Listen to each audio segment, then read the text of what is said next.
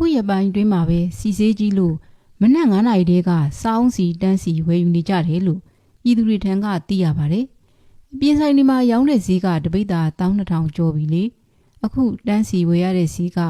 တပိတ်တာကျပ်6,000နဲ့ဝယ်လို့ရတော့မိုးရဲရေထဲတောင်တန်းစီနေကြတဲ့လူတွေကမျက်စိတစုံပါပဲ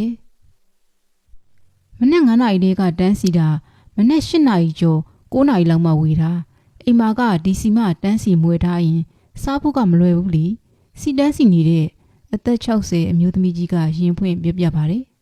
ဆိုင်တွေမှာတော့သတ်မှတ်စည်းနဲ့ရောင်းချပေးပေမဲ့လိုတလောက်မရောင်းပေးပဲခွဲတန်းချရောင်းပေးနေတာဖြစ်ပါတယ်ဆိုင်တွေကိုလည်းလာစစ်ပြီးရှောင်းတကင်ဖမ်းဆီးရေးယူတယ်လို့သိရပါတယ်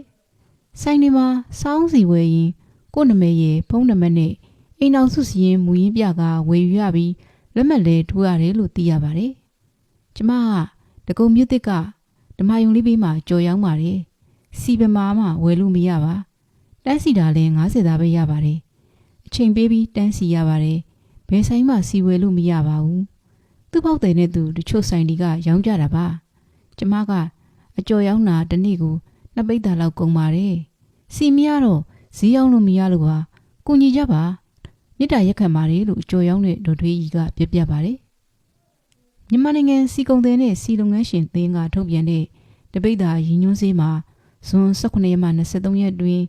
9,380ကျပ်ဖြစ်ပါတယ်။စောင်းစီကိုမြန်မာနိုင်ငံစီကုံတဲ့နဲ့စီလုပ်ငန်းရှင်သင်းကနေတဆင့်စောင်းစီတင်သွင်းတဲ့ကုမ္ပဏီတွေကခွဲတန်းလိုက်ရက်ကွက်နဲ့ဈေးတွေမှာကန့်သက်နဲ့ရောင်းပေးတာလို့သိရပါတယ်။အဲ့တော့စီတန့်ဝယ်စားပါလားလို့လာပြောရင်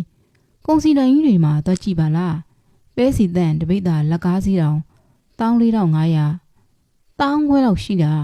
နှမ်းစီတပိတ်တာ14,000ကျပ်လောက်ရှိတာရဲ့ ready made အမေထွားရန်ကုန်ပဲစီတန်းတို့လိုစီဘူးတွေချအခြေခံလူရန်စားတွေအတွက်ဘယ်ကတ်နိုင်ပါမလဲကုန်တွေကြီးတွေမှာ8 ကျပ်သားအမေထွားစီဘူးတစ်တစ်လေးကိုတောင်9,000ကျော်ပေးရတယ်လေဒီစီတန်းနေကြအခြေခံလူရန်စားတွေကဘယ်ဝယ်စားနိုင်ပါမလဲစောင်းစီတွေဟာအခြေခံလူရန်စားပြည်သူတွေနေမှာမရှိမဖြစ်လိုအပ်တဲ့အခြေခံစားသောက်ကုန်ဖြစ်တာကြောင့်ဖြည့်ရှင်းပေးဖို့လိုအပ်နေပြီလို့ပြည်သူတွေထံကသိရပါတယ်။ပြည်မဝယ်ရင်တပိတ်တာ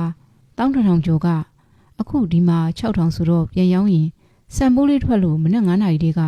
လာတန်းစီတာလို့ပြည်သူတို့ကပြောပြပါတယ်။စားဝတ်နေရေးအတွက်အပြင်မှာအလုပ်လုပ်ရတဲ့အလုပ်ပြင်စောင်းစီတန်းစီရတဲ့လုပ်တစ်ခုပါတိုးနေတာကြောင့်စီစေးကြီးရဲ့ပြဿနာကိုကြီးကြပ်စစ်ဖြည့်ရှင်းပေးပါလို့ပြည်သူတွေကတောင်းဆိုကြပါတယ်